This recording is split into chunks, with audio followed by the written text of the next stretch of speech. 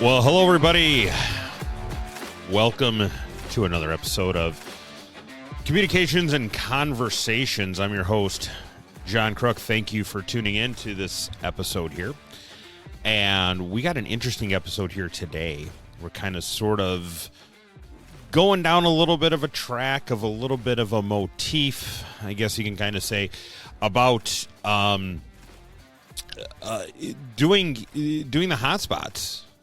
We did last week a little bit of a kind of an episode about hotspots in general, those kind of things, and got a lot of constructive feedback. A lot of people said, hey, John, this is a great idea. Thanks for clearing this up. One of them even said, I see so many people talking about hotspots, and, it's like, hello, everybody, going to go and talk about hotspots, or we're going to talk about hotspots, and no one dived into, like, the responsible usage of hotspots, right? And that's kind of what last week's episode was all about, like thinking on how to do it. I mean, there are tons and tons and tons of like hotspots and devices that are out there in the world today. I mean, you have everything running from little hotspots on to like, this is Raspberry Pi Zero, right? You can run on the Raspberry Pi Zero. Then you have, which I have one of my other ones, here's a USB stick. And in addition to that USB stick, not only can it do RF, but you can also use it kind of like almost like an AMB 3000 board, which, allows you to not have to do via RF, to all the ones that we're going to use for today as our demo one here, the ones with the full screen here and everything like that. And, the world's being infiltrated by hotspots. Actually, it's kind of interesting how it's caused a little bit of a shift in repeater usage on there. And I actually had a person saying, John, you should actually do a video on repeater usage and hotspots and those kind of things. I'm like, oh, well, that's maybe not a bad idea. But what we're going to do today here is we're going to get things all set up here. We're going to talk about going through the hotspots, because I think that's the next thing. We talked about proper usage and like, think of this, what are you doing in a hotspot? Think of this, think of this, think of this, think of this. And now we're like, okay, people don't necessarily know how to use hotspots or set them up correctly. They're not just simple plug and play devices like people think. There is some things on there. So I said, for maybe the couple next episodes, we are going to do our salute to hotspots. That's right. Our salute to hotspots. And, kind of what's on there. But anyways, before we get into today's show, we need to take a moment to, well, first of all, there's a communications and conversations. I've never asked for sponsorship. I don't want sponsorship. Really, I don't, meaning like, I don't want you guys to buy me a coffee. I don't want you guys to be a patron. I don't want you guys to do any of that. Right? Subscribe to my content, like the content.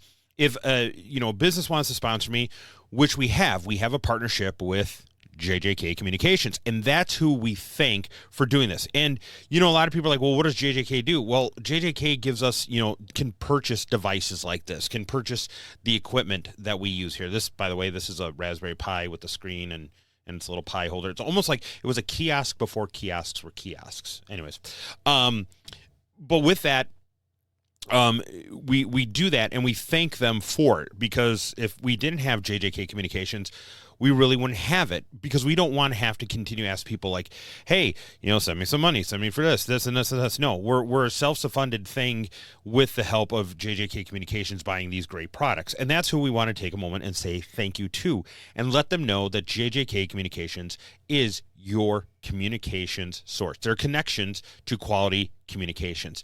They offer not only sales, not only service, but also consulting, projects, and services that, a lot of these places won't do. You can find some of these places online that will sell you a radio, right? They'll go ahead and be like, oh yeah, we'll get you this radio, we'll do this and everything like that. But then it's the service after the sales. It's, hey, this radio isn't working right, or I'm having problems programming it or doing this. No, those are the companies, they just like, forget it. Not JJK Communications. They're the ones that are going to say, you know what? You buy a radio from them, they're going to say, you know what? You've bought service from us also too. You have that support. You have that need going forward to know that the product that you're spending your hard-earned money on to use whatever you need, whether it's important family communications, whether it's in just having family fun, whether it's, mission critical stuff even. Some people buy radios that they're using as lifelines out there.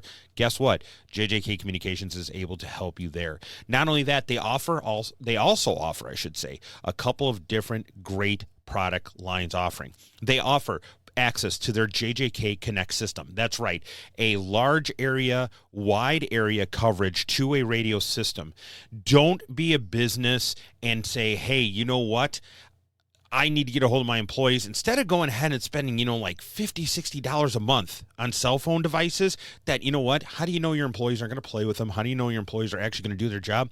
JJK Communications has that network that doesn't require them. And this is true two-way radio network. This isn't the push-to-talk radios. This isn't using cellular systems. No, this is using actual RF communications, an actual two-way radio. Either be a handheld or a mobile radio in there. That's part of their JJK Connect system. Also, they have the JJK Elite system, and the JJK Elite system offers that push to talk over cellular, the POC devices, if you need longer range communications or you're further away. I have one of these that is shown exactly in the picture, and guess what? This little device here, carried it with me. I'm all the way down in Florida talking back to the family with no issue whatsoever. And if you have users that are on push to talk and users that are on the traditional two-way radio networks, JJK offers the Connect X or the Elite X network connections, which allow the merging of POC and two-way radios. These other companies that rapidly tell you that these POC devices, or they're going to give you that great connection with POC radios and can survive in harsh environments. No. Those are going to be POC only radios, not these radios from JJK Communications. Check them out. Head on over to the website www.jjkcom.com. That's once again www.jjkcom.com. All right, so we're back for the show here now. So what are we talking about? Well, we're going to start out with two different things. So we're looking at what we can do, right? And I mean by that is like you have hardware and you have software. Okay, hardware is the devices, right? That's the Raspberry Pis. That's the Zoom Spot, the MMDVM, those devices, and then you have the OS that rides for those devices, right? Because you in essence, you have the MMDVM modem with the radio. You have the Raspberry Pi, that's the hardware. They are connected together, but you have to have some sort of software that's going to run those two devices together. And there's two main ones that are out there right now. And there's Pi-Star, which is kind of the first to the market, and then there is WPSD. Now, you gotta it's a left Twix, right Twix things, folks. It's like a Ford versus Chevy, right? Because does Pi-Star sort of have some advantages over WPSD? Yeah, kind of. And then vice versa? Yeah, kind of. But it's going to be coming down to personal preference.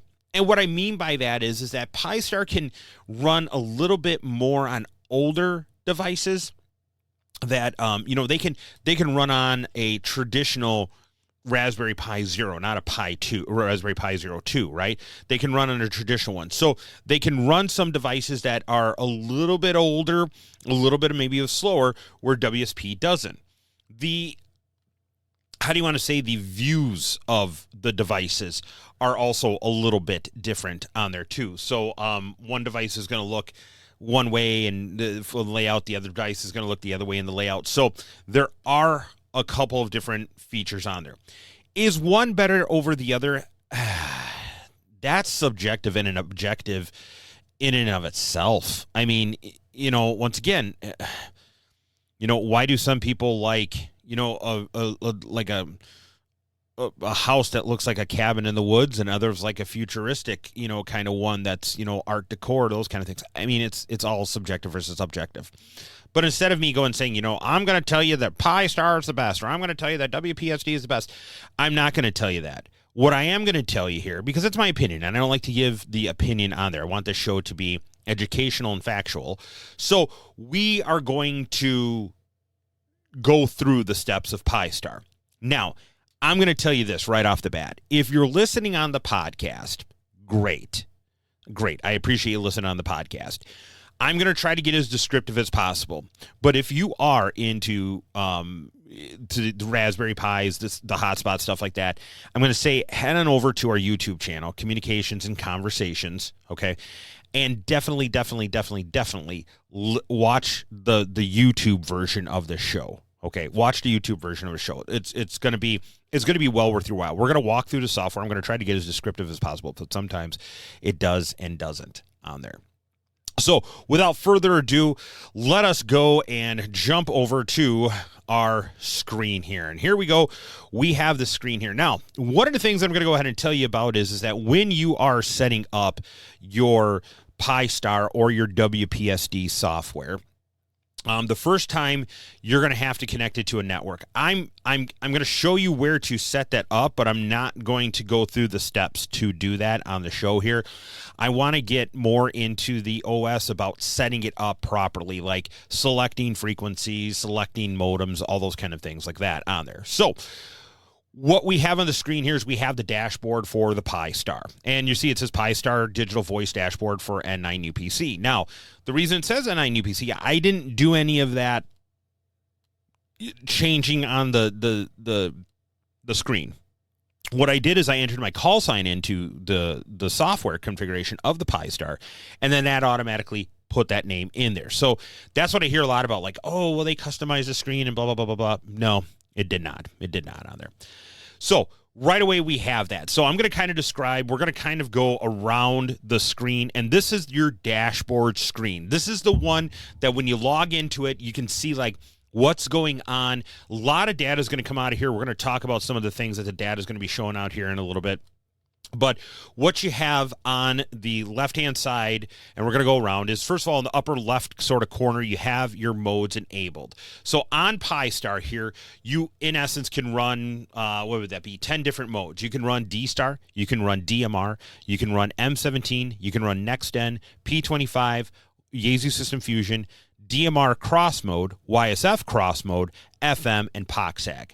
Now, let me put a little asterisk, if we could here, okay, on there, and saying that lots of your mode of operation is going to be dictated a lot by your MMDVM board. Not every MMDVM board out there or has ever been made can support all the different modes. So keeping that in mind for you all, folks, you may have a time or a situation where you might be like, wait a minute, I can't do P25 with this board. I can't do it. And it might be an older board. It might not have the right flash. There's 1,000,001 different reasons out there. But if you're buying a new MMDVM board, you know, today, right? You hear these episodes, you're like, I'm going to go buy one today.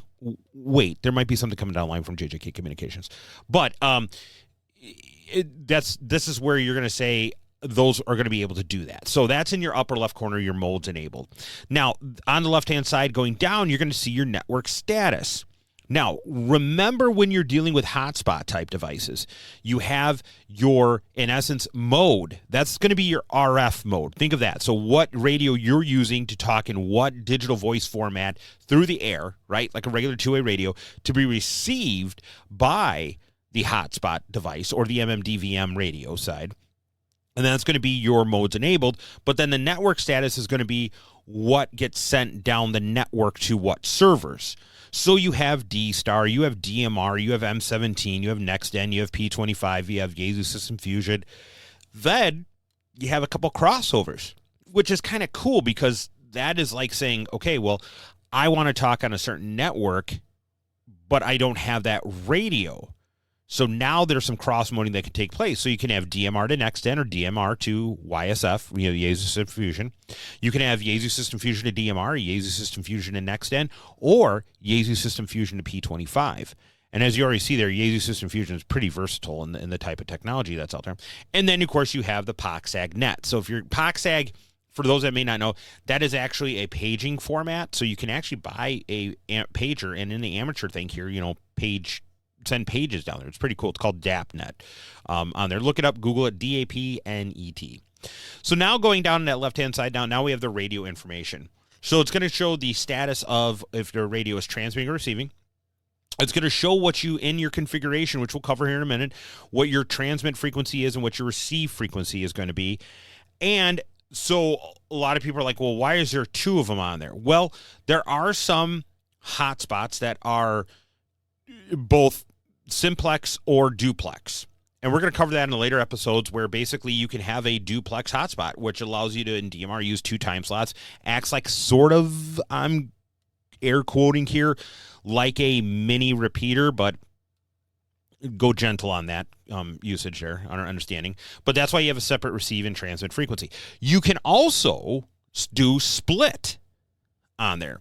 So split is just like HF split. If you're familiar there, you're going to transmit in and you're going to receive on there. So that's half duplex, as they kind of call it on there. Some people will do that because of frequency congestion, of numerous reasons, right? We can all go through different reasons.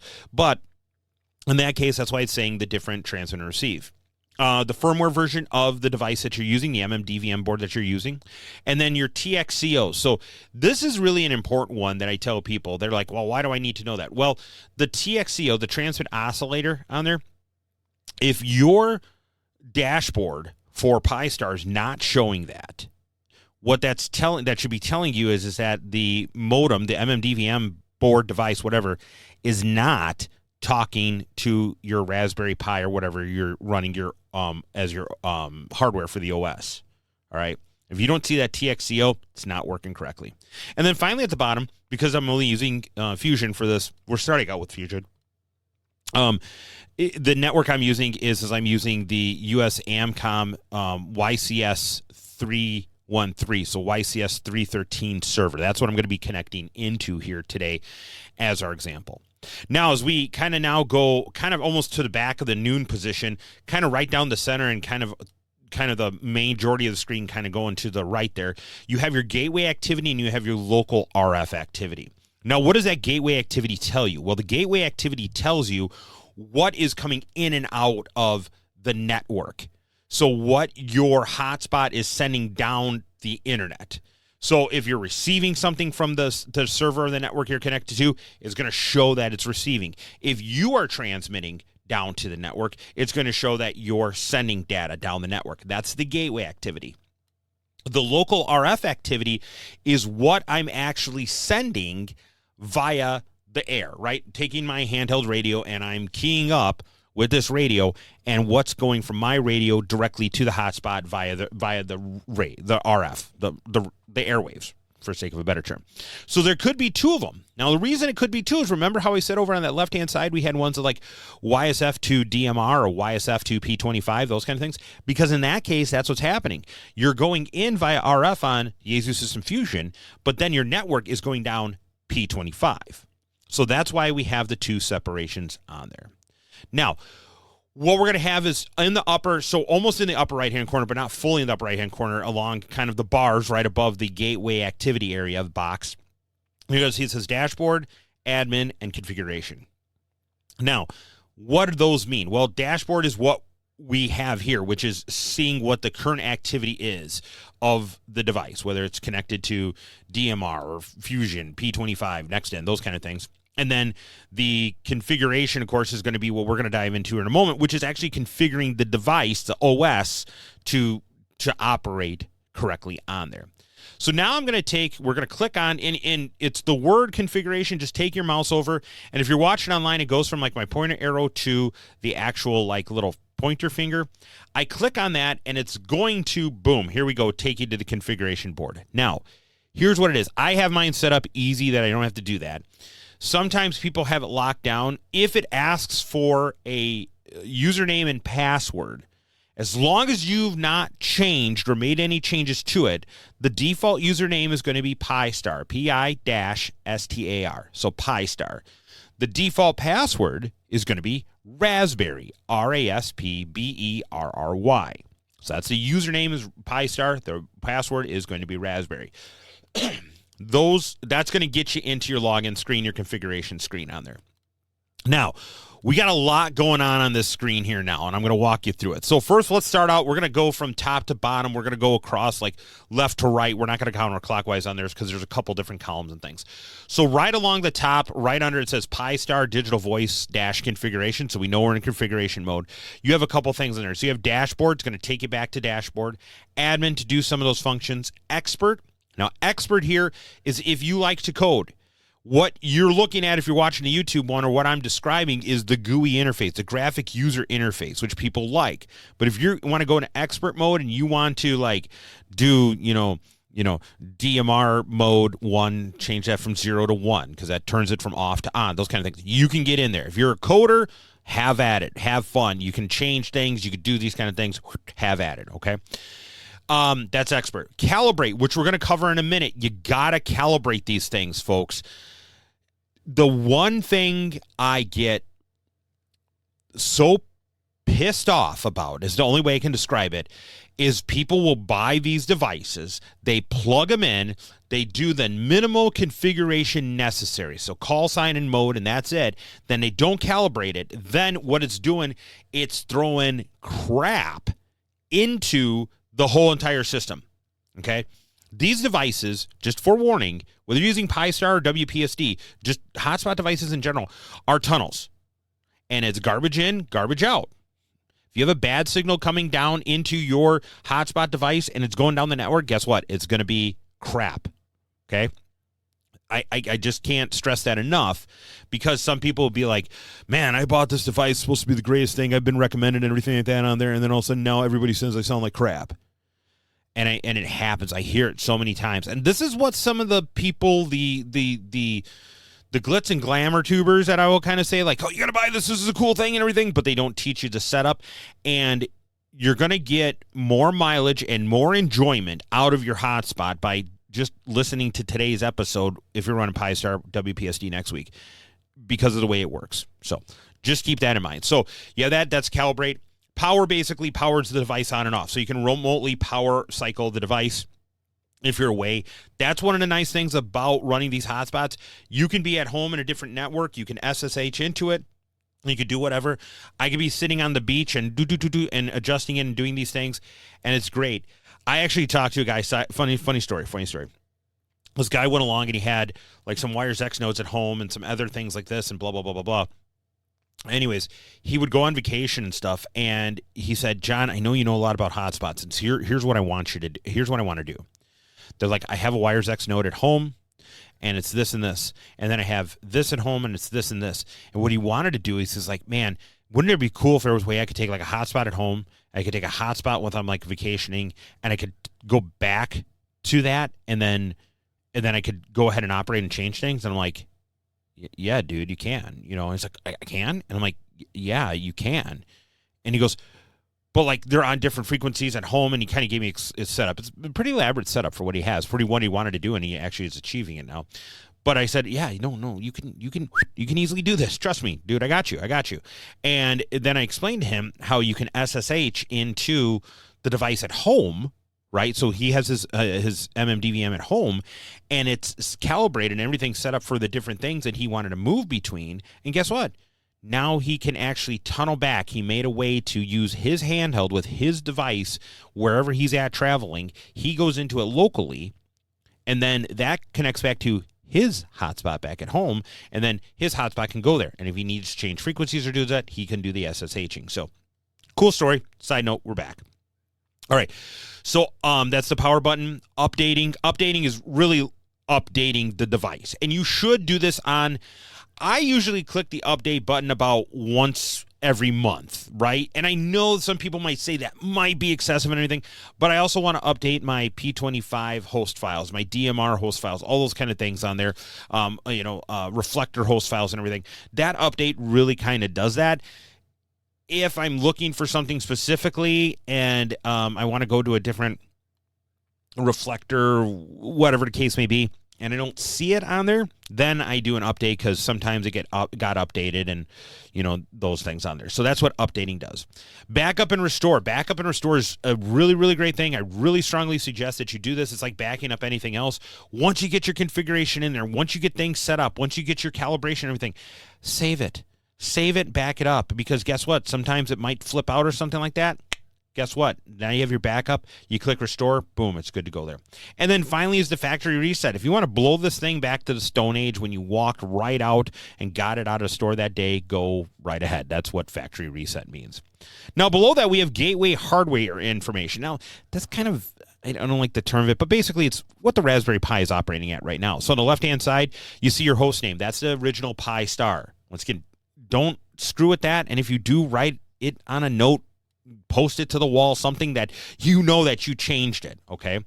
The kernel of the Raspberry Pi, okay? The platform, so in this case, I'm running a Raspberry Pi 4 Model B version 1.5. The CPU load kind of gives you how much the Raspberry Pi is stressing out, and the CPU temperature. This is an important thing. Nothing hurts electronics more than heat, folks. Right now, if you're looking on there, you're going to see the CPU temp is 29.2 Celsius or 84.6 degrees Fahrenheit.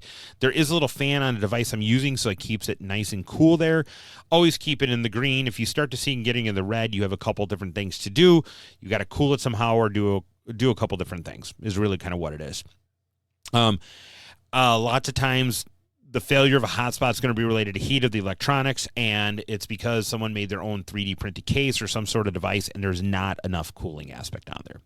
Now, the next section right below that is going to be the control software. So the control software is basically starting to get into it like, okay, is this going to be D-Star repeater kind of based software that we're going to be using or interfacing to, or an MMDVM board host on there? This case, it's using an MMDVM board. I'm not doing anything with D-Star on this thing like that. So that's why I have MMDVM board selected. Now, the controller mode. This is going to be important. This is where we kind of talked a little bit about there, which is going to show frequencies. So simplex mode. So same frequency for transit, same frequency receive. The old, in the classes, right? Push to talk, release to listen. That's what that mode's going to be.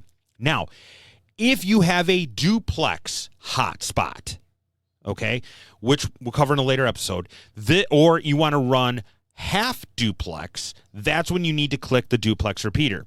Now, once again, what do I mean by half duplex? Well, let's say, for an example, we talked about frequencies last week.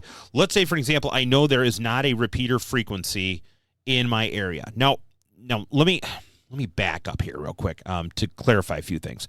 So when we're talking about a device, like if you see the picture, I'm lifting up the device.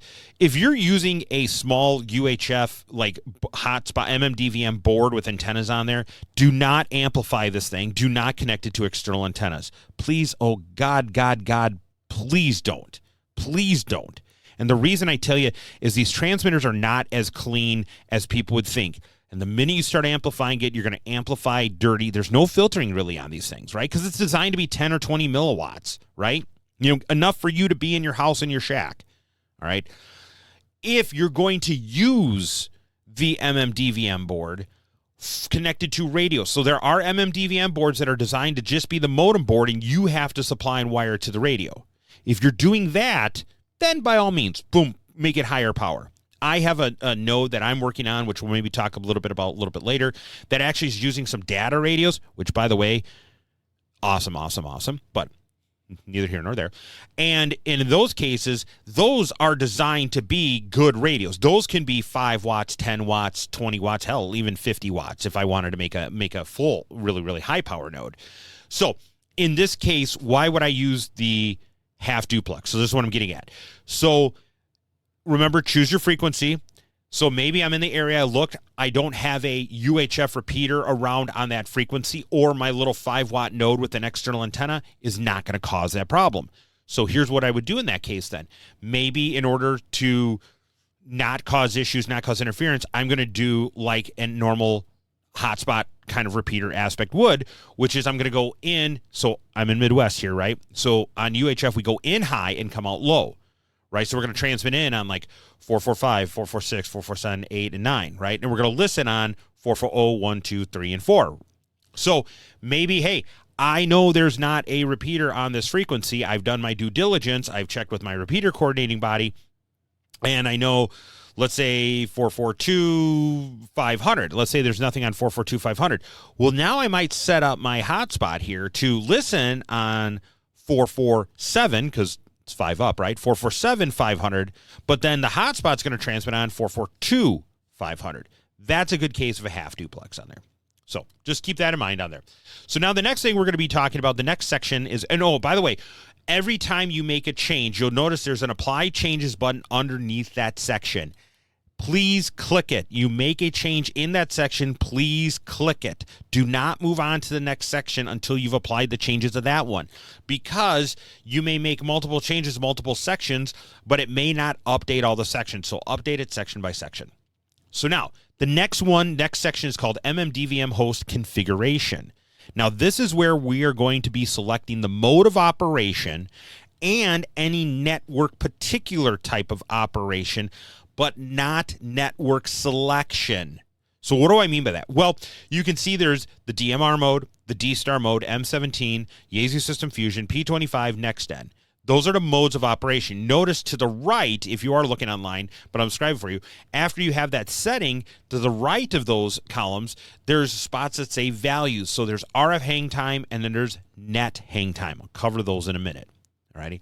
But below that, you'll see there's YSF to DMR. So Fusion to DMR, Fusion to NextN, Fusion to P25, DMR to Yaesu System Fusion, DMR to NextN. Those are those things that I'm telling you about, where the mode you're going to do. So you have to engage those modes to saying, okay, listen, I'm going to be using Fusion, but I want to cross over to DMR. That's where you're going to have to click YSF mode and YSF to DMR button also. So that's once again, you're selecting your RF mode of operation, but you're also selecting that I need to take this RF mode and put it over to a different mode. So not network selection. We'll get to that in a little bit later. And then, of course, you see at the bottom, like the POC on there.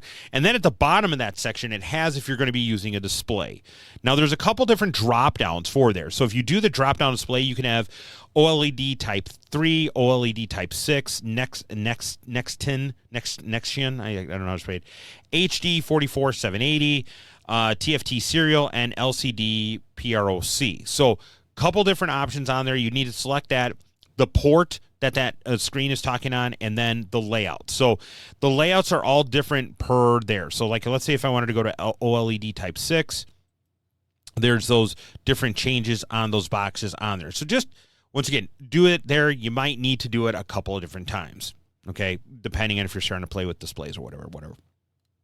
Note also, too, these are the displays that are impacting direct connection to the MMDVM board. It's not doing connections to the Raspberry Pi. If you do connections to the Raspberry Pi, you're going to get serial terminal data. It's not going to be a dashboard as what you're seeing here if you're watching YouTube, or what you may be familiar with there. So right now, for this case, I'm just going to choose the Yaesu System Fusion mode.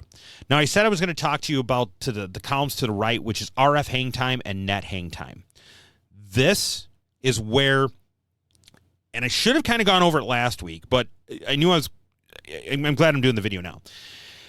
RF hang time is sort of, to a degree, like a squelch time, or a hang time on the repeater. But you're not going to hear it, okay? What this is basically going to do is it's going to say, okay, wait a minute. I'm receiving, in this case, a Yaesu System Fusion signal. After I stop actively receiving that signal, I'm still going to kind of hold it almost like I'm receiving it, but not too significantly. And then the net hang time is how long it keeps sending it down the network. Now, couple things on this. If you have your RF hang time too short, now I have it on 2 here, and 2's right at the bare minimum.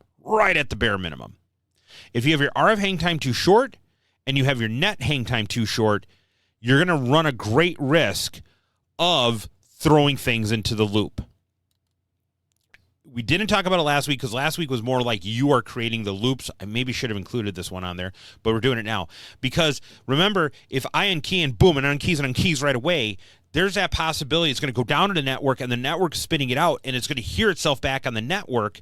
So then all of a sudden, next thing you know is all of a sudden you got a because the hang time is too short. So I have 2 and 5 here, but I'm aware of how I use my hotspot.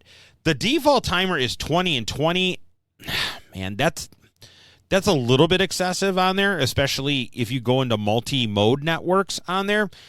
I would say 2 on the RF, 5 on the network at a bare the minimal amount you want to do on there. Anything less than that, you're going to run into problems. On an average, if you want to, set it to 5 and 5 or 7 and 7. I don't think you need 20 and 20, 10 and 10 if you want to, but just kind of keep those ideas there. So that is the DVM host configuration. Now, once again, if you made any changes in there, if we changed modes, which we're going to do a little bit later, click apply before going to the next section. So what is the next section? Well, the next section now is the general configuration. This is what you need to start putting in there for your data. So host name is pi-star. Now, once again, pi-star, because sometimes if you don't know the IP address physically of the device on your network, you may be able to do like pi-star/local, pi-star/ however it is, it kind of, depending on how your network is set up in your house on there, or what you're connected to, you may or may not. Now, I have the next in display, and I'm going to try to show it to you. Here, let me go back to the screen here real quick. I'm going to show it to you right there. It's hard to see. It's kind of blurry because of the background. There it is. You can see it. So right there, my time is screwed up, by the way. But right there, you have that whole LAN there. So I'm nicely with this next in display, I can actually see what my IP address is, and then I can go ahead and put it in the top over here on it. So, all right. So, just keep that in mind if you're going to be changing that. And if you see here, do not add suffixes such as .local or anything, because that will do that for you on there. Okay. Node call sign. My call sign is N9 UPC. Boom. I put that in there. My CCS7 DMR ID. Now, if you have that ID, throw it in there, even if you're not using DMR, because it kind of does a check on there. And it's kind of cool how some of the things do it, because if I'm talking on Fusion and I'm talking into my network, the Do Now network, a Digital User Network of Wisconsin, that's what it stands for. And all of a sudden, next thing you know, it transfers over. It's going to come through as N9 UPC, but DMR doesn't have letters as part of their ID. They have numbers. Well, what will end up happening is that will automatically translate over to my DMR ID. And that's why I put my DMR ID in there. Now, radio frequency. This is, once again, where we're doing radio frequency. We are simplex. It's only going to be one. Okay?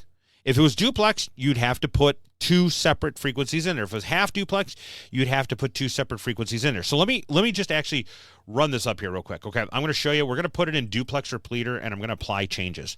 So look, I made that change. I'm applying it. Now, when we apply a change here, once we've clicked on the different box, apply changes will gray out. It's going to go ahead and show stopping services, applying your configuration changes, and then it says changes applied, starting services again, and boom, it comes back into that board. Now we're going to scroll down. Look at that. Now it has 2 separate frequencies in there. And look at the funny part is, so initially I was using 448.9625. That's a transmit frequency, but look at the receive frequency. It just moved it off like 1 kilohertz, right? So now the receive is 448.962499. It's like, really? But this is where if you're doing that half duplex, now you see there's 2 frequencies. I'm only using simplex. I'm going to go back to simplex node, click on the simplex node up underneath the control software, click apply changes. It's going to stop the services. It's going to restart the services, and then we're going to start all over again with the frequency singular. All right, it's restarting here.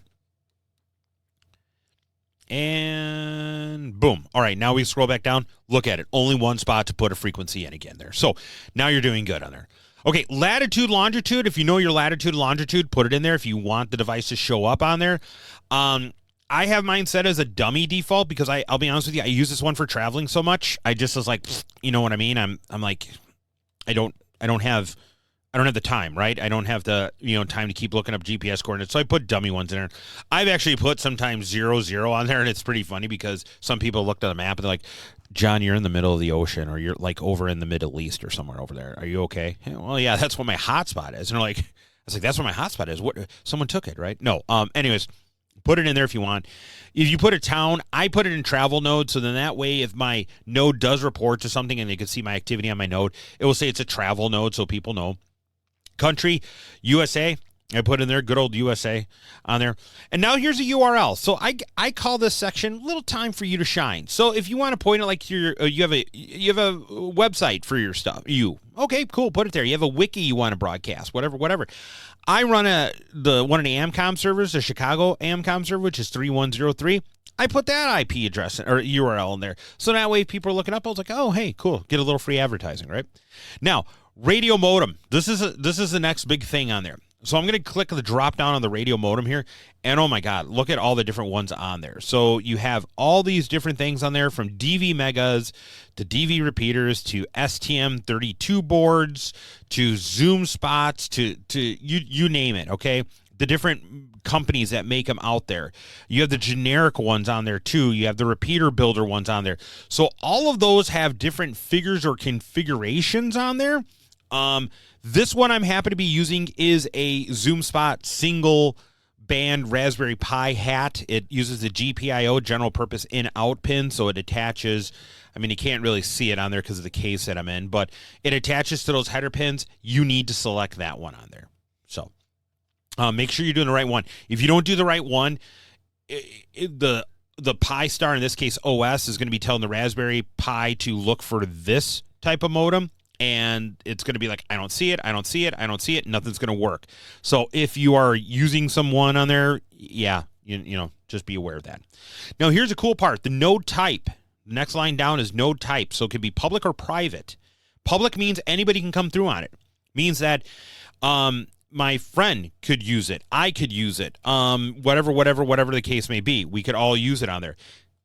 If I wanted to turn it private, which I have done when I travel, it sort of kind of requires you to make a white list of IDs or people that can connect to it.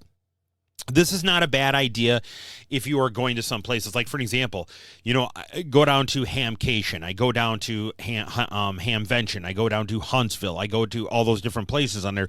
I have these set up so that my device is only accessible by my device. So that is a you decision, though, public or private. I keep my public on there because I want people to be able to use it. So there we go on there. APRS host enable. If you want to, sometimes it will send the data out there. So sometimes this will go to find you. I think it's findyou.com or whatever. It sends your device or your radio information, if you have a GPS in it, out on the network, and then people can see where you're at, that kind of thing when you're talking. It's up to you or not. I like to keep my device when I'm using it, especially if I'm using it mobile or something like that. I like to keep my device thin because if I'm not pumping tons of data down the pipe, it's not going to use as much data. And, you know, if I'm going with a hotspot device, like a cell phone, the original hotspot device, like a MiFi or something like that, or a wireless internet connection, I'm not going to be pushing so much data down there. But once again, you could turn it on, and you can see the APRS host file, what you want to do, what you want to connect to. So once again, a lot of different things on there for doing that on there. System and time zone here, I told you I was screwing around with it a little bit. This one's on European on there. So if I wanted to go to America, I'm going to go to America, and I'll do Chicago because that's the closest one I'm near, and that's where my server is located. There you go, America, Chicago. I click America, and then the dashboard language. There is English US, English UK. I'll change it to English US. Voila, there we are. Now, I made those changes, right? Got to click Apply Changes. So we have that core stuff set now. Now, want to let you know something. The mode of operation and the gateway, like we're doing YESF to DMR, those kind of things, that are separate sections from what you put into the actual modem on there or the general configurations, because now the next section, look at that. Now the next section is where we're going to get into the server that we're doing there. So in this case, I've only selected from up the top here, I'm going to scroll back up, YSF mode. I've only selected YSF mode. So I'm only going to be able to change Yaesu System Fusion configuration. Now this is a drop-down menu that allows you to tell all the different YSF servers that you can connect to. Okay? So lots of different YSF servers. Now, don't be fooled, because there are some that are reflectors and there's some that are servers. Now, I'm using for this one, the US AMCOM server. So YCS313. That's the name of the server that I'm using. However, in the registry, which is the YSF listing, This is where it has YSF 02035. That's not necessarily the name of the server, what you're connecting to. That's like sort of like a registry number on there. So here's where you are. You can do that. Now, side note, remember I talked about the expert mode up at the top? You can go up to, and if you want to, if you really want to get it, you can actually delete all, and you can manage your own host files that you want to. So if you are only connecting to a couple of different YSF reflectors or servers and stuff, and you don't be bothered with the rest of them, you can go in there and edit the YSF host file and delete the ones that you don't want to use out there.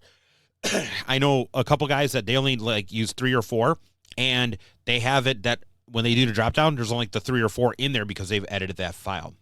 Now, uppercase host files. This kind of gets into how you want the host files to see, how you want them to present, which ones you want to access, and then WiresX pass-through. What do we mean by WiresX pass-through? Well, when you push the WiresX button, if you do not have this checked, when you go into your device, you're not going to be able to steer things over. So remember that example I gave the guy I know that wanted to have his 1 MMDVM spot at home and talk to the person there, okay? And through his WiresX and connected everything like that on there, blah, blah, blah, blah. Well, he went along and he turned on that function. So when he connects to his travel node, he hits the WiresX button. It goes down the network, comes out at home, goes to his WiresX node. That WiresX node then responds, and then he can control his WiresX node that way, in that fashion. Some people also have it set up if you're on a multi-mode network that they may have this quote-unquote back door into the system that, hey, guess what? There's problems on there. I'm going to go ahead and be able to kill it, disconnect it, those kind of things. If you want to have WiresX commands from your Yaesu System Fusion Radio pass through, you have to click that on there. So because I only have Fusion on there, it's only going to give me that. If I made any changes, I click Apply Change on there. Mobile GPS configuration is if you want to have that, once again, that GPS configuration on there, you can do that. One of the things here, I'm going to also do this too here. If you notice when you move your mouse over, so for example, if I click YSF startup host, it says set your preferred YSF host here. So kind of almost gives you a little bit of like a little help box there for your device. What does this function do? What should it do? So when we're looking at the mobile GPS there, you can see enable the mobile GPS service. This uses a GPS dongle to update the position information in MMDVM host. So remember, we were up at the top under general configuration, and we put that latitude and longitude in there, where you can actually plug in a GPS device on there if you want it to follow you. And I've thought about experimenting and playing with it. I haven't gone full bore in on it yet, but if you want to change it, there. Firewall configuration. How is your device talking through, right? Like, how can you connect to it? How do you let things do it? So dashboard access public, yes. So if someone wants to, if they know my IP address of my device, they can go and then they can access and view my dashboard of what my device is actually using at this point in time. IRDBC gateway, this is for if you're going to be using like D-Star kind of stuff on there. You can change it to public or private. SSH access, you can do public or private.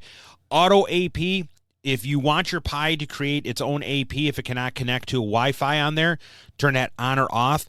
I do have that on there. So then that way, if I go somewhere with this device for the first time and I know where I have the internet for it, right? Like it's looking for let's say my Wi-Fi router at home. Okay. And all of a sudden it's like, I'm not finding anything. Then it can divert back over to its own IP address on there.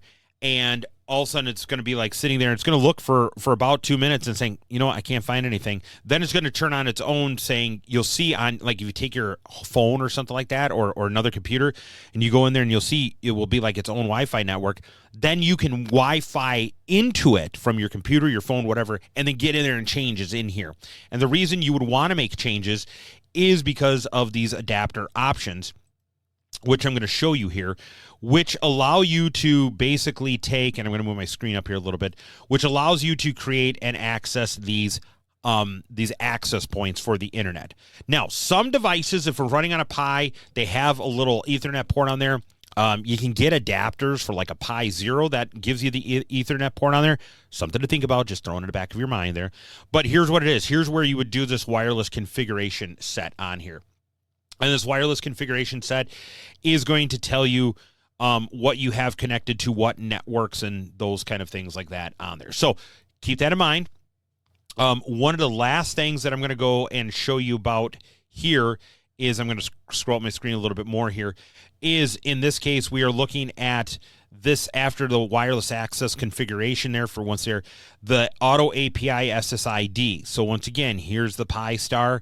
Here's where you can put that key in, remote access password. So if you're doing an SSH terminal into it, these are things you want to set up here for that. And that's going to help you out in the long run. Once again, if I can't connect within 2 minutes to the saved Wi-Fi networks in this section up here, I may say, okay, cool, fine, I can't do anything on there. Then it would revert after 120 seconds to saying, okay, I'm going to turn on and make my own access point again for someone to connect to me via Wi-Fi and to tell me, hey, you're not seeing the home network, but you're connected to the internet in my truck, the car, the Caribou Scooters, Dunkin' Donuts hotspot, wherever, right? You may need to program some of this stuff in there. All righty. Just to keep that in mind if you do that. It's going to help you in the long run. Because I will tell you, I've been in numerous situations where, God almighty, I was going along and I was doing my thing and everything, and I didn't have it hooked up to the access point. I didn't have my computer that has the Ethernet jack on there. And I'm just like, crap. Now, how do you get into it, right? How do you do those things? So just keep this in mind of how you want to set those things up. Now, what I'm going to do is I'm going to adjust my screen back here again here. Sorry about that. Moved it a little bit too much maybe there. What we're going to do here in this case is we're going to scroll all the way back up to the top now. And we're going to use the dashboard. So we're going to click on dashboard.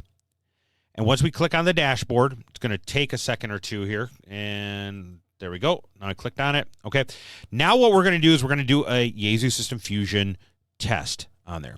And what we're going to do by this test is we're going to take, so I got my radio here, and we're going to show you what can kind of happen or what you're going to be seeing on the screen. So I'm going to key up here, and we're going to take a look at this gateway, and we're going to take a look at this local RF. Now remember, in this case, when we see on the left-hand side under modes enabled, YSF, we see the network status is green, YSF network, and we see the YSF network down there is US AMCOM. Green means we're connected to the internet. We're connected to the network, we're ready to go. When I key up this radio, I'm going to connect to it. So what I'm going to do is I'm going to key up on DGID 55, and I'll show you where that's going to appear at. But that's going to go into my network. Now, when you're keying up for the first time on a network, or it's been a little while, you may need to key once, unkey real quick, and key again. And what that does is it wakes the network up. It says, oh, okay, wait a minute here. I need to connect to the network. I need to make sure the key is established. DMR, we'll see here in a little bit. You really need to do that because that needs to wake up the talk groups on there. So we're going to key up. And we're going to key up one more time here. And now you look, here's a couple things it did. So I'm going to do this here. N9 EPC, test only. Test 1, 2, 3, 4, 5. No responses required. I say that because otherwise people will come back. There's probably even be someone who probably actually will end up coming back. But anyways, so what did we see here? Lots of things changed here. So if you noticed, this was blank before on the radio info TRX section. It was blank before, but then what ended up happening is when I keyed up, it went yellow because it's like, okay, now we're actively in reception. And then now it's sitting here green and idle saying listening. So it's listening for a conversation. Okay. Under the gateway activity, we see the date and the time if you have it set correctly on there. The mode, YSF, the call sign, N9 UPC. Okay. And then the target. Now, in this case, I'm using a DGID, so that DGID target was 55. If I change it to a different DGID, it's going to show that on there. The source for the traffic going down the gateway was RF, meaning I was keying with a radio and it was going there. The duration was 5.1 seconds, zero loss down the network with a bit error rate of about 0.2. And that's pretty darn good. And we're going to show how the bit error rate can do there. Now, local RF activity. Let's go down that one, the next section here. Once again, the time, the mode YSF, the call sign, N9UPC again, the target, once again, DGID 55, source was RF, duration 5.1 seconds, bit error rate was 0.2, and there's my RSSI on there. So the RSSI is going to say, like, what is the receive signal strength indicator. That's what RSSI stands for. And since there's not a bar, that's what the bar is on your radio, right? More bars, more places. Can you hear me now, right? Remember those things, that dude? Okay. The RSSI, it shows, obviously, it's S9 plus 46 dB, because I'm, like, less than a foot away from here on the desk, right? So that's what's showing on there.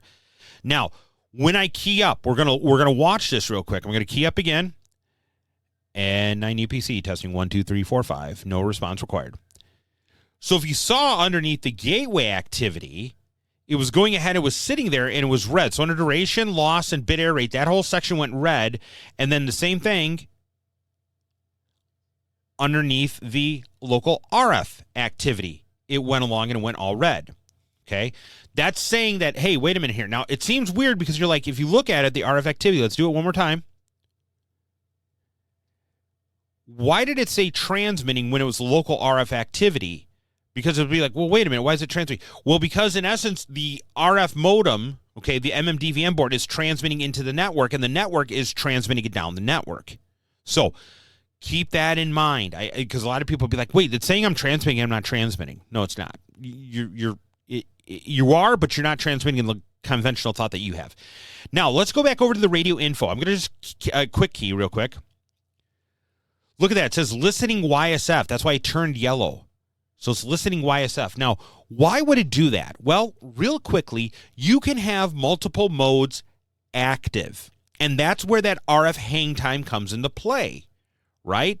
That RF hang time basically states that it's saying, okay, I'm going to sit and listen here for this RF mode here. And then the net hang time is going to be that 5 seconds. So we have a 2 seconds and 5 seconds. You can have multiple modes active on this device at one time. You can have DMR and Fusion active at the same time. You key up on DMR, you're going to be talking in DMR. You key up on Fusion, you're going to be talking in Fusion. You could do, and not just those two, you could do any of those modes. But that comes into that RF hang time and the listening info on there. So we did that. Great. Cool.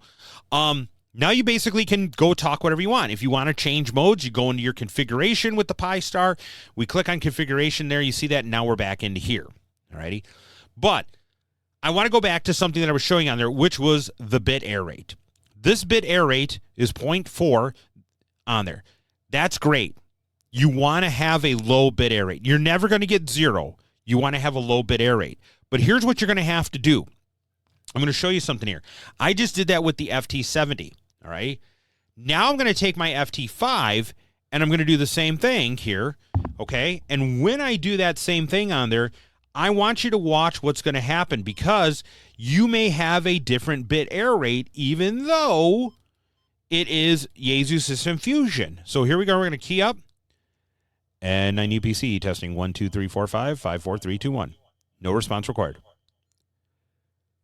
Okay, I unkeyed. Oh, look at that. I'm still at the same bit error rate on there. So that's great. Sometimes some radios may shift bit error rate a little bit. This is going to come down to the proper calibration of your MMDVM board through the software. So we're going to do that real quick. We're going to go to configuration now. We're going to go under that calibrate. Now, when we're calibrating, we are not going to be transmitting down a network. We're staying local RF, and it's only going to be receiving. So the devices are going to receive. So automatically see your calibration tools.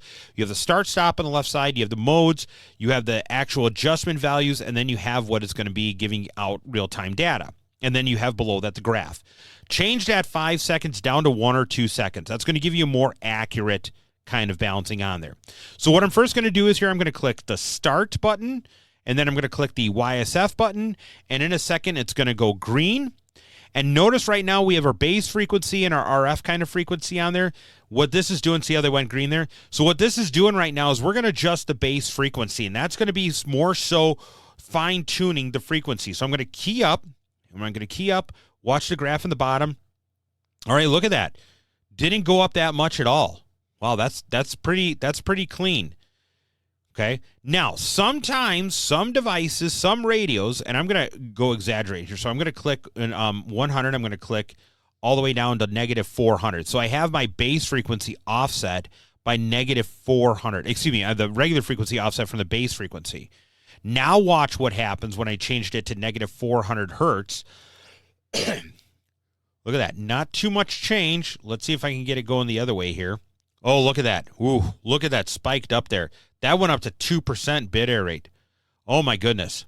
I mean, that's horrible. That is horrible. That's 3% bit error rate. That is absolute horrible. You should not be sending that. You are going to be sending crap down the network. So here's what I always do. It starts out at 0. Stay at 0. And then if you want to tweak, you can tweak. If it's anything less than 1, you're great. If you can be consistently less than 0.5%, you're going to be golden. So I'm going to key up again here. Remember, I'm not going down the network, so I'm just doing locally. So, N9 UPC testing. But look at that. I'm 0.1, 0.22, 0.1 bouncing around here because I'm going to move it around here. I'll move it around a little bit around me. And if you see how I move it around, it's going to do that. So I'll be honest with you, kind of try to adjust it where you're going to be using it, right? The further you get away, it might do that. But on average, I'm at 0.3. I'm okay. I'm going to lock that down. Going to lock that down, that save that offset. Now, here's what I'm going to do. I'm going to stop this. And before we go into the DMR calibration or DMR setup, I'm going to show you what it looks like with DMR calibration also. So I got my little DMR radio here. Now I'm going to click start. And I'll be honest with you, I was using Fusion, so I want to clear it out. So I'm going to just click configuration at the top again real quick, and I'm going to go back into calibrate. Now that gives me a fresh screen. I really like that on there. So same frequency, everything. I'm going to be clicking start this time, and I'm going to be clicking DMR. So we're going to give it a second here, let the lights go green. So start will go green, DMR will go green. And now we're going to key up once it is. Remember, it's 5 seconds. It always defaults to 5 seconds. I'm going to go back down. I'm going to go down to 1 second here. So now I got start, DMR. I'm going to key up on my DMR radio. Whoa, that is horrible. Jesus, that's like 6-7%. No, we got to adjust that down. Okay, now notice that's different modes. So if you're using your hotspot in a multi-mode fashion, you may need to do this between the two modes. So automatically, I'm going to click 100. I'm going to take this down to 100, so negative 100. I'm going to save the offset real quick. I'm going to key up again. Just look at that. Just I moved it 100, it changed it. Still not too good. I'm going to now go 50. I'm going to go down 50. So now I'm at negative 150 total. All right, that brought it down pretty good. I'm going to go down negative 50 one more time. Now I'm down at negative 200. That's not getting bad. I'm going to go 25 now. So I'm going to go negative. So now I'm at negative 225.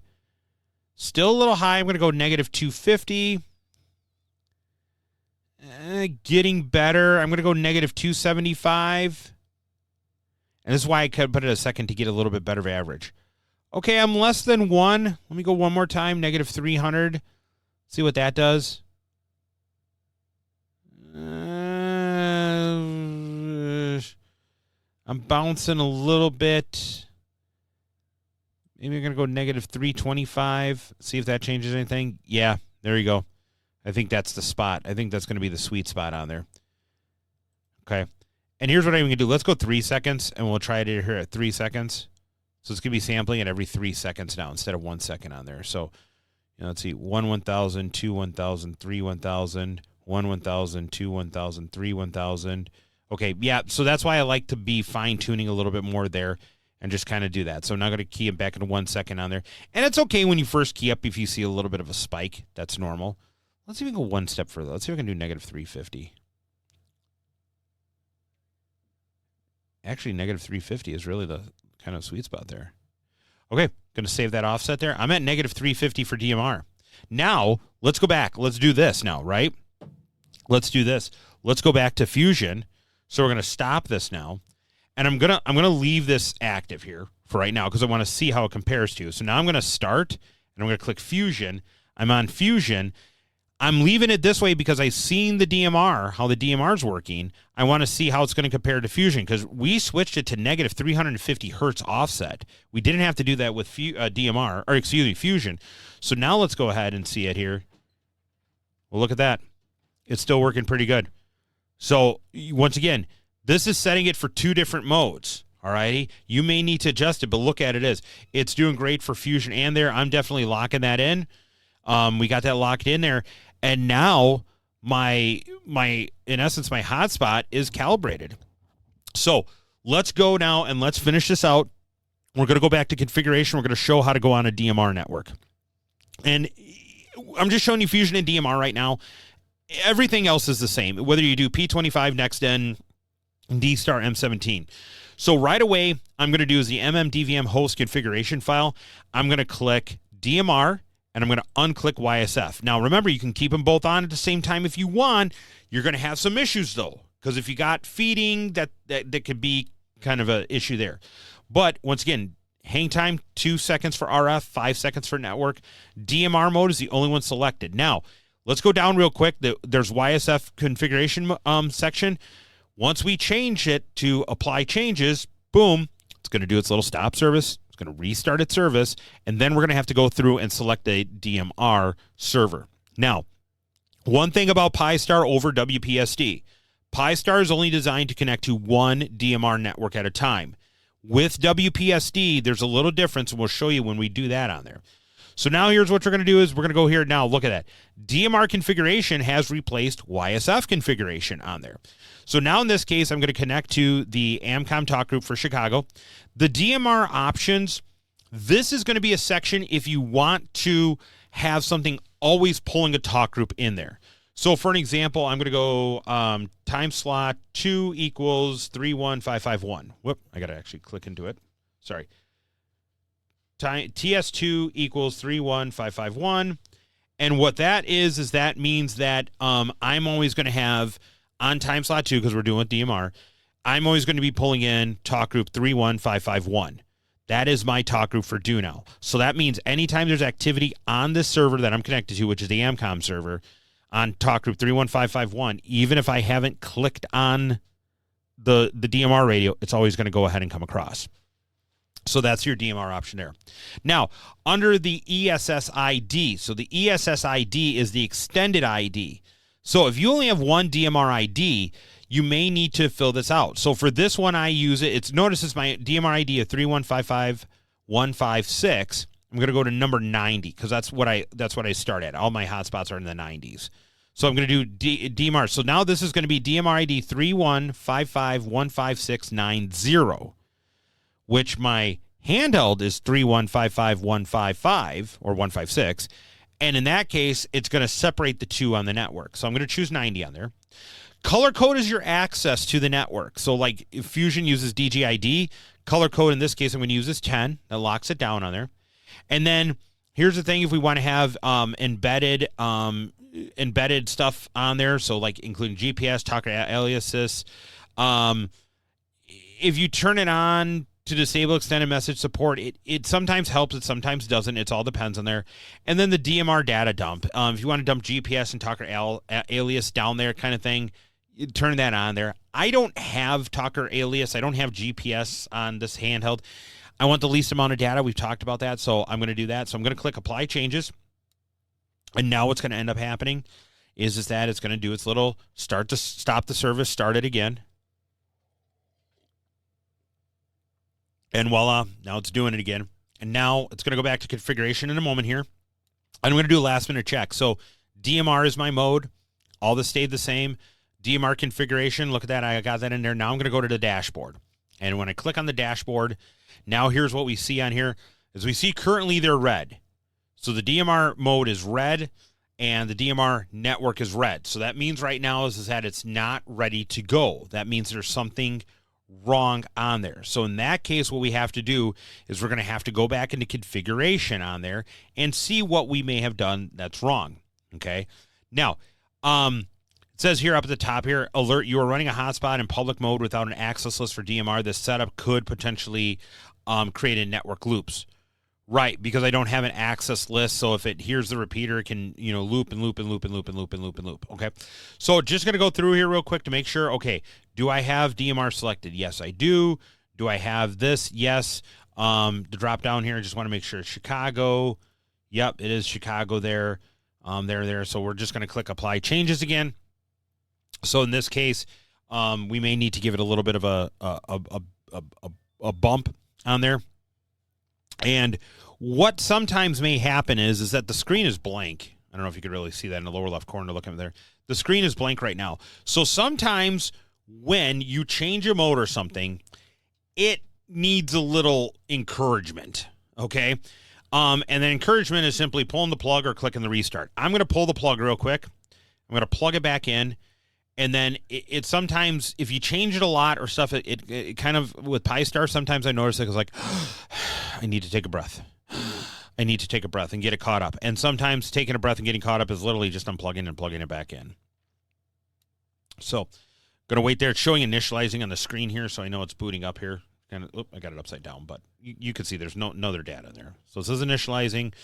And then when it initializes, this screen will come back up. So right now, if I was to try to do a refresh of the screen, it's going to air out because it's not connected on there. Okay.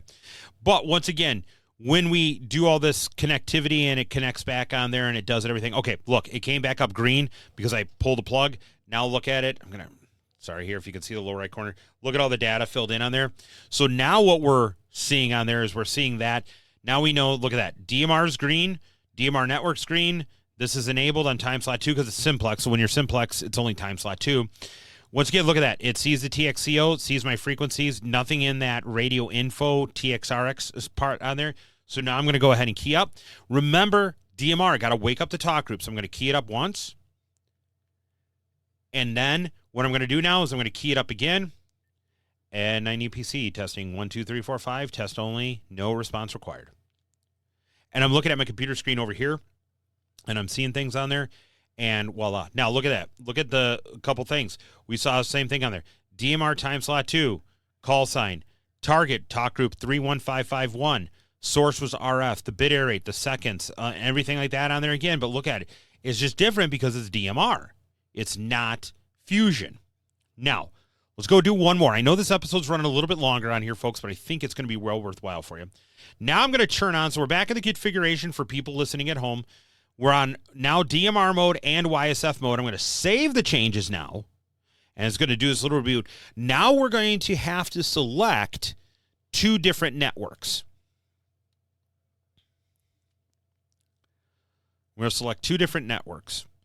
So now we selected the modes.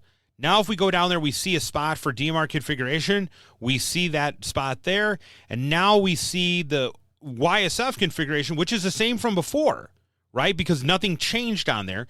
So I don't have to click apply changes because that already took place. So voila. But if I need to change it or want to change it, then I'm going to have to do that. Now, whoa, things changed. Left-hand side now, modes enabled, DMR and YSF. Networks, DMR and YSF. Radio info, listening on that frequency. DMR, once again, it says repeater, but just understand that's how it labels there. Time slot 2 is active, and then YSF is going to be the AMCOM network. So now here's what it is. This is not going to allow me locally with RF to talk to one another. This is not. What this is going to do is it's going to allow me to pick up my Yaesu Synth Fusion handheld and key up. And 9 UPC testing 1, 2, 3, 4, 5. Test only on Fusion. No response required. Okay, look at that. Now it says listening YSF. Shows that, hey, it was a YSF transmission. Here's the call sign. Here's the DGID. Everything like that on there. Alrighty. Now, it was holding that there on the network. Now, I'm going to key up on digital. On DMR. And 9 UPC testing 1, 2, 3, 4, 5, 5, 4, 3, 2, 1. No response required. Okay, look at that. Now we saw, guess what? That was DMR that went down on there. So now as you see, the local RF activity is keeping track. If I key up again, it's going to change. But watch what ends up happening. So I'm going to key up on DMR again and watch. The radio info will be listening to DMR. Watch what happens if I try to key up on Fusion right away. Okay, see how it says that listening DMR?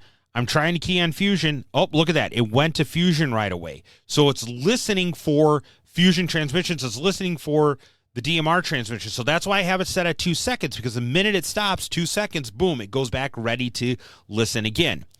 Now, the only thing I'm going to caution you about here with doing this kind of setup of having two modes is that if it's going to be first come, first serve for traffic, right?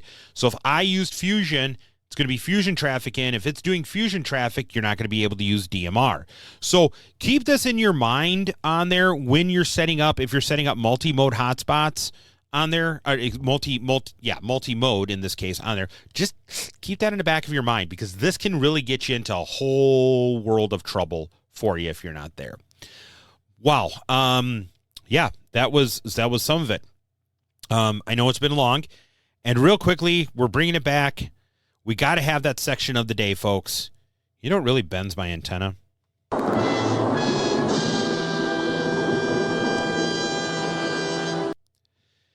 You know what really bends my antenna about hotspots is that people do not want to accept the responsibility for what the device can do.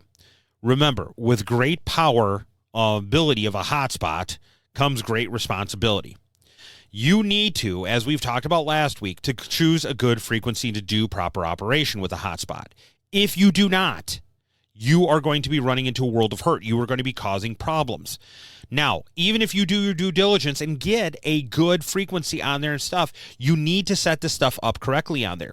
Once again, a poorly calibrated hotspot is going to take your signal, and hotspots don't care. I've passed 11% bit error rate as a test down my hotspot, and it sent it down there.